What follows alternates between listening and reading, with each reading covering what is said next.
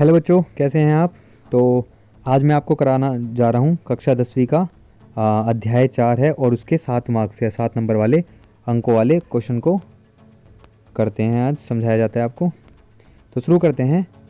Aliphatic और aromatic यौगिक क्या होते हैं, स्पष्ट करें। एलिफैटिक तथा एरोमेटिक जो यौगिक है उसमें महत्वपूर्ण 3 अंतर भी लिखना है। एलिफैटिक यौगिक पर संक्षिप्त टिप्पणी कीजिए और एरोमेटिक जो यौगिक है उस पर संक्षिप्त टिप्पणी लिखिए। तो उत्तर है ये। जो एलिफैटिक यौगिक होते हैं तो वे सभी यौगिक जिनके अणुओं में कार्बन के सभी परमाणु खुली श्रृंखला में सीधी अथवा शाखायुक्त रूप में व्यवस्थित होते हैं वो विवृत श्रृंखला यौगिक या फिर एलिफैटिक यौगिक कहलाते हैं। उदाहरण के लिए मीथेन, एथेन, इथाइल ब्रोमाइड और आइसोब्यूटेन। तो ये एग्जाम्पल हैं इसके जो एक सीधी लाइन पर हैं।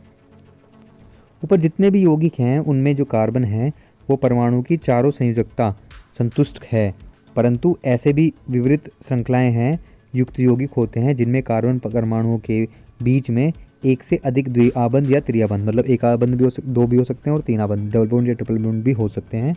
तो जैसे एथिलीन, एसिटिलीन और ब्यूटाइइन। ठीक है। तो अब एरोमेटिक यौगिक क्या होते हैं।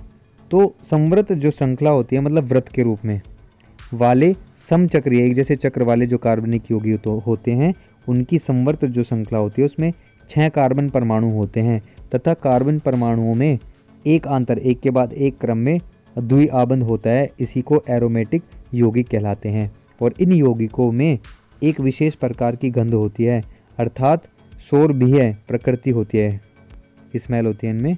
तो इस श्रेणी के जो प्रथम मूल्यवान यौगिक होते हैं वो है बेंजीन, जिसका अणुसूत्र होता है C6H6। और बेंजीन की जो संरचना सूत्र है वो निम्नलिखित प्रकार से प्रदर्शित की गई है। ये बेंजीन है इस तरीके से। अब एरोमेटिक और एलिफैटिक यौगिक में अंतर क्या है। तो एक तो ये सर्कल साइक्लिक होते हैं, मतलब समृद्ध श्रृंखला युक्त होते हैं, साइक्लिक होते हैं। और ये एक सीधी चेन होती है जिसको ओपन चेन बोलते हैं। आगे इन यौगिकों में एकल और द्वि आबंध जो होता है वो एकांतर क्रम में होता है, एक के बाद एक क्रम में होता है। और इन यौगिकों में जो एकल तथा द्वि आबंध होता है वो किसी भी क्रम में हो सकता है। जो वृत्ति होती हैं, जो ये यौगिक क्या होते हैं, धुएंदार ज्वाला के साथ, मतलब इनमें धुआं निकलता है। और जो ये यौगिक होते हैं वो बिना धुएं के चमकदार ज्वाला के साथ जलते हैं, क्योंकि ये सिंगल बॉन्ड होते हैं ज़्यादातर। और ये डबल बॉन्ड और ट्रिपल बॉन्ड एक क्रम में लगे रहते हैं।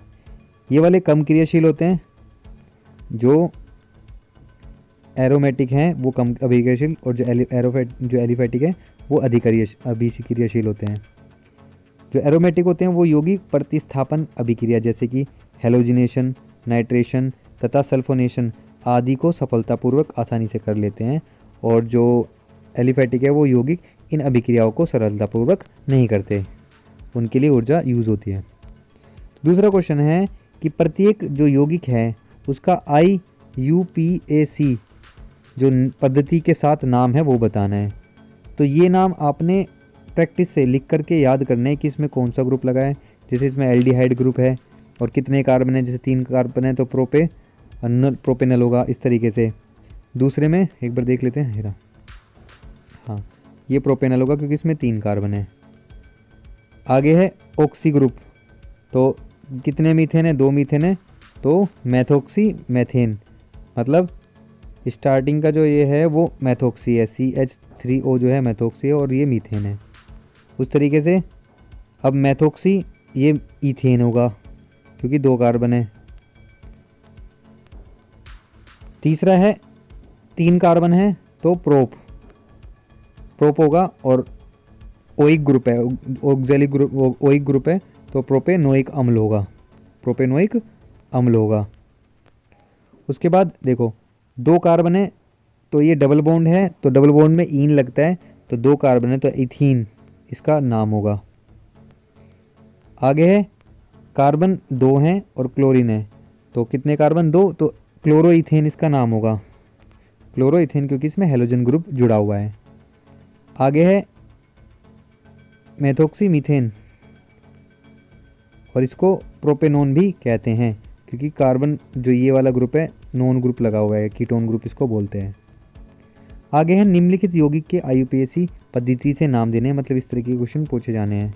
तो 1 2 3 4 5 कार्बन है तो इसमें पेंट यूज़ होगा। पेंट का मतलब पेंटेन, क्योंकि सिंगल बॉन्ड है तो एन लगेगा। दूसरा एल्डिहाइड ग्रुप है ये और 2 कार्बन है तो एथेनॉल इसको बोला जाएगा।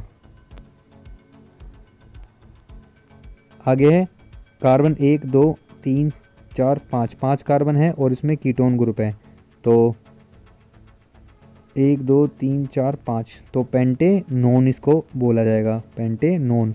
और 3 का मतलब है कि जो CO है वो तीसरे नंबर पे है, पहले दूसरे तीसरे यानी तीसरे नंबर पे लगा हुआ है। अब ये है इसमें कार्बन कार्बन के बीच 2 मतलब 3 बॉन्ड है, ट्रिपल बॉन्ड है, त्रिया बंध है तो कार्बन कार्बन कितने में 2, इथेन तो ये इथाइन होगा क्योंकि 3 आबंध वाला है उसमें आयन लगता है। आगे है C2H5OH तो ये इथाइल अल्कोहल है और ये एसिटिक अम्ल भी इसको बोलते हैं और इथेनॉल जो इथेनॉल है वो भी इसको बोलते हैं, इथाइल अल्कोहल बोलते हैं, सॉरी इथेनॉल। आगे कार्बन कार्बन के बीच 3 आबंध है और कितने कार्बन है 1 2 3 4 तो ब्यूटाइन इसका नाम होगा। और दूसरे नंबर पे जो बॉन्ड है वो ट्रिपल बॉन्ड लगा हुआ है, त्रियाबंध लगा हुआ है। अगला है कार्बन कार्बन के जो बीच हैं वो कितने कार्बन है 3 कार्बन है तो प्रोप होगा और OH जो लग रहा है तो वो नोल के लिए लग रहा है, प्रोपे नोल। और इसमें दूसरे नंबर पे क्या है OH आयन लगा हुआ है, OH जो बॉन्ड है वो लगा हुआ है। 2 methyl 2 methyl propanol, 2 methyl propanol का मतलब है जो प्रोपेनॉल है वो तो है ये और 2 इसके साथ मिथाइल ग्रुप लगे हुए हैं इसलिए लिखा हुआ है इसका नाम। आगे है 1 2 3 4, 4 कार्बन है तो 4 कार्बन मतलब प्रोपेनोइक अम्ल तो इसमें 1 2 3 कार्बन है, प्रोपेनोइक अम्ल होगा ये क्योंकि OH जो OH ग्रुप है वो लगा हुआ है इसके साथ CH3 COOH तो OH ग्रुप होता है इसलिए इसका नाम प्रोपेनोइक ग्रुप है क्योंकि कीटोन ग्रुप है।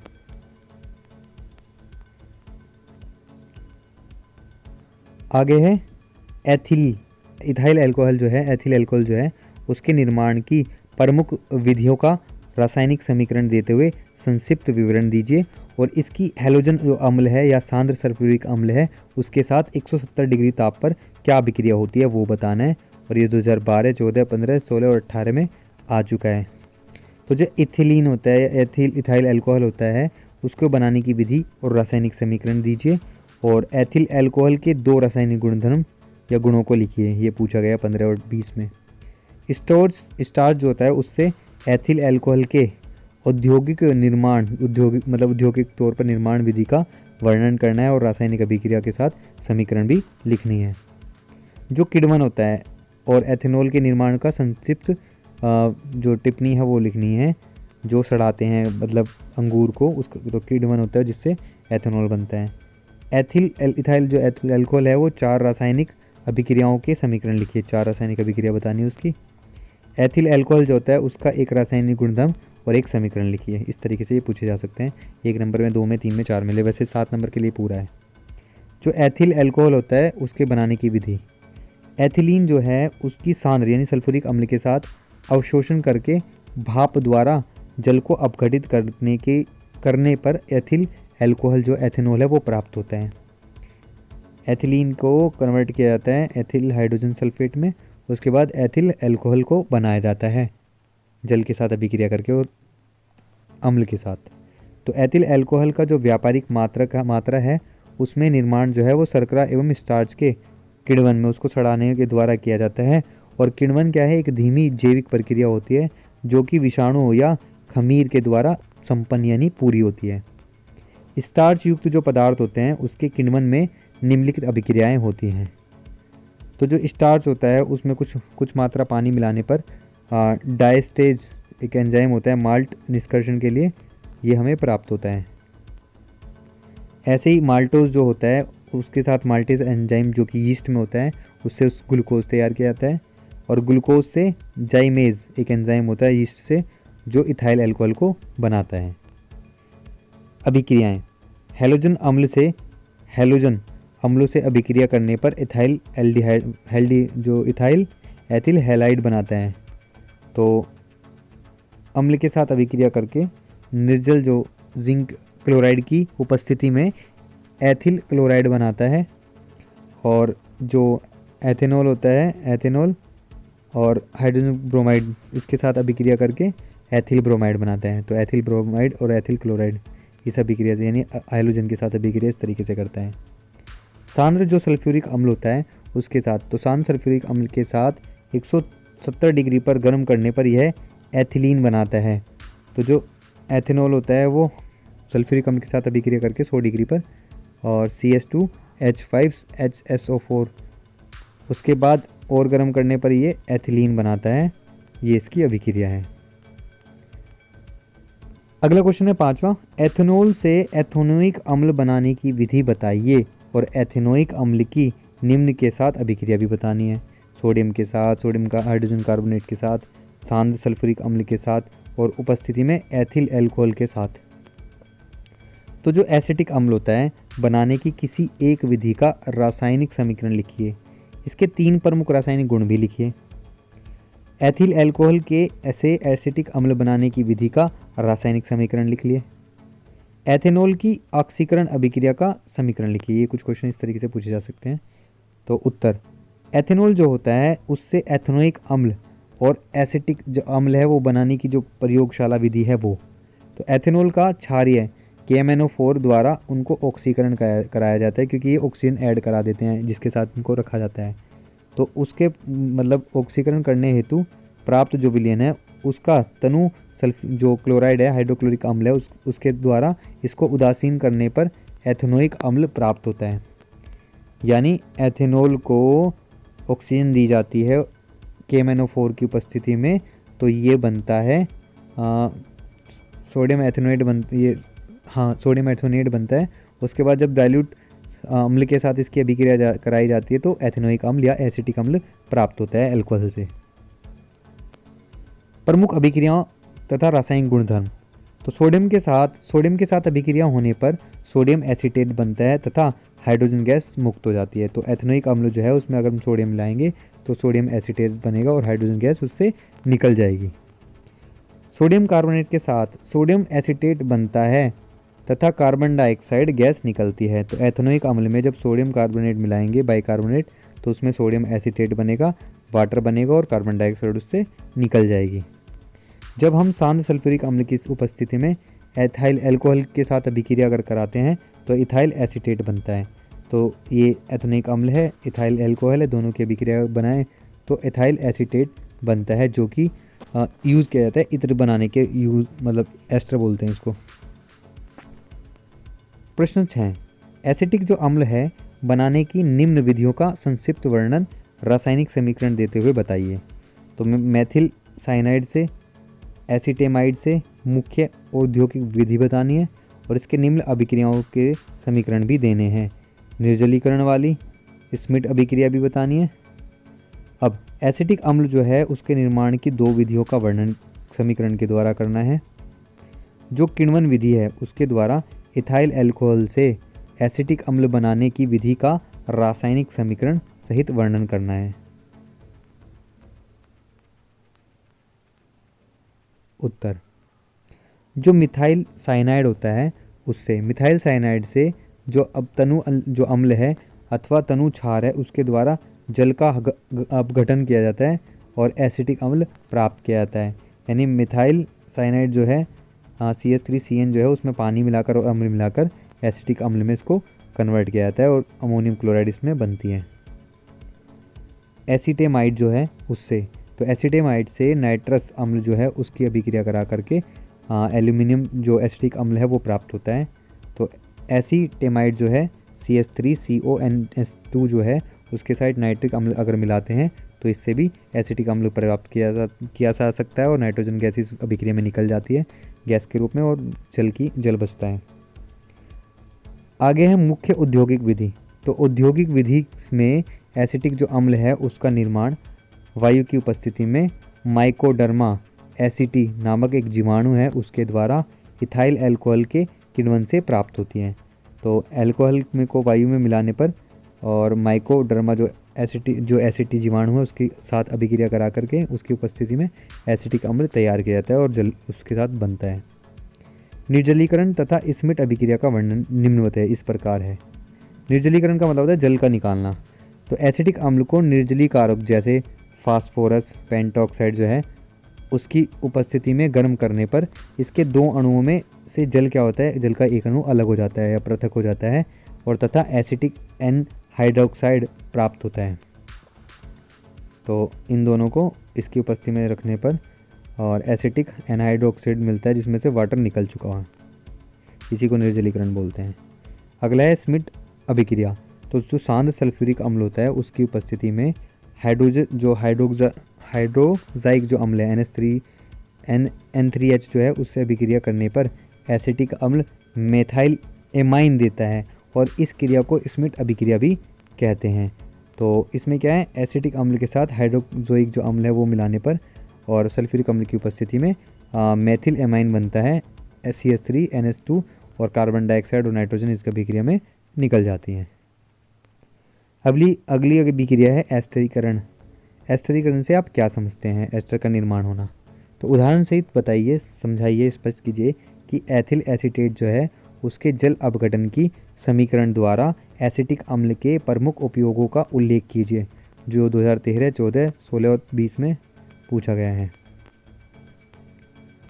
एसिटिक अम्ल के एस्टरीकरण की अभिक्रिया का समीकरण लिखिए। एसिटिक अम्ल से एथाइल एसीटेट कैसे प्राप्त करेंगे। एस्टरीकरण पर संक्षिप्त टिप्पणी लिखिए। क्या होता है जब एसिटिक अम्ल की सांद्र सल्फ्यूरिक अम्ल की उपस्थिति में इथाइल अल्कोहल से क्रिया कराते हैं। एथेनोइक अम्ल की एस्टरीकरण अभिक्रिया लिखिए। जिस प्रकार अम्ल और क्षार की पारस्परिक अभिक्रिया से लवण तथा जल बनता है, ठीक उसी प्रकार अम्ल तथा अल्कोहल की अभिक्रिया से एस्टर तथा जल बनता है और इस अभिक्रिया को ही एस्टरीकरण कहते हैं। जो कार्बोक्सिलिक अम्ल है उसकी एस्टरीकरण क्रिया प्रायः सांद्र सल्फ्यूरिक अम्ल की उपस्थिति में कराई जाती है और यह निर्जलीकरण है तथा उत्प्रेरक दोनों का कार्य करता है। दोनों का काम निर्जलीकरण भी करता है और अभिक्रिया बढ़ाता भी उसकी स्पीड। तो उदाहरण के लिए एसिटिक जो अम्ल है उसको एथाइल अल्कोहल के साथ जब मिलाते हैं सल्फ्यूरिक अम्ल की उपस्थिति में तो एथाइल एसीटेट यानी एस्टर का निर्माण होता है जल के साथ। इथाइल जो एसीटेट है उसके जल अपघटन मतलब उसका जल का अपघटन करने पर समीकरण मिलती है। इथाइल एसीटेट प्लस जल हाइड्रोजन आयन के साथ एसिटिक अम्ल बनाता है और इथाइल अल्कोहल बनाता है वापस। उपयोग प्रयोगशाला में अभिकर्मक के रूप में इसका यूज़ किया जाता है और कृत्रिम सिरका जो सिरका होता है वो बनाने में इसका इस्तेमाल किया जाता है।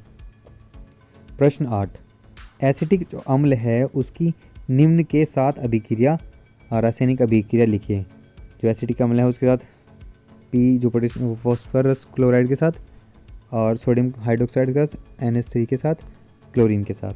तो जो एसिटिल क्लोराइड है वो बनाता है अगर PCl5 के साथ अभिक्रिया करता है तो ये दिखा रखा है। एसिटिक अम्ल में PCl5 जब जोड़ते हैं तो एसिटाइल क्लोराइड या POCl3 और सल्फ्यूरिक अम्ल जो हाइड्रोक्लोरिक अम्ल है वो बनाता है। ऐसे ही सोडियम एसीटेट बनाता है अगर ये अभिक्रिया करता है सोडियम हाइड्रोक्साइड के साथ, तो ये सोडियम एसीटेट बना रखा है। उपयुक्त जो है ये पिछले प्रश्न में हम देख चुके हैं स्मिट अभिक्रिया के अंदर जो हमने अभी पढ़ी थी। लाल जो फास्फोरस है उसकी उपस्थिति में जो एसिटिक अम्ल होता है उसमें क्लोरीन या ब्रोमीन प्रवाहित करने पर मैथिल मूलक के जो हाइड्रोजन परमाणु है उसका एक एक करके जो क्लोरीन है और जो ब्रोमीन है वो परमाणु से हट जाता है, विस्थापित हो जाता है। तो ये दिखा रखा है क्लोरीन के साथ लाल फास्फोरस मोनोक्लोरो एसिटिक अम्ल बन जाता है। उससे मतलब इन तीनों ही अभिक्रिया में हाइड्रोजन इनसे निकल जाता है और ये इस तरीके से HCl बनाता है अम्ल। आगे है प्रश्न 9, जो ग्लेशियल एसिटिक अम्ल है वो क्या है और एसिटिक अम्ल की 4 अभिक्रियाओं का रासायनिक समीकरण लिखना है।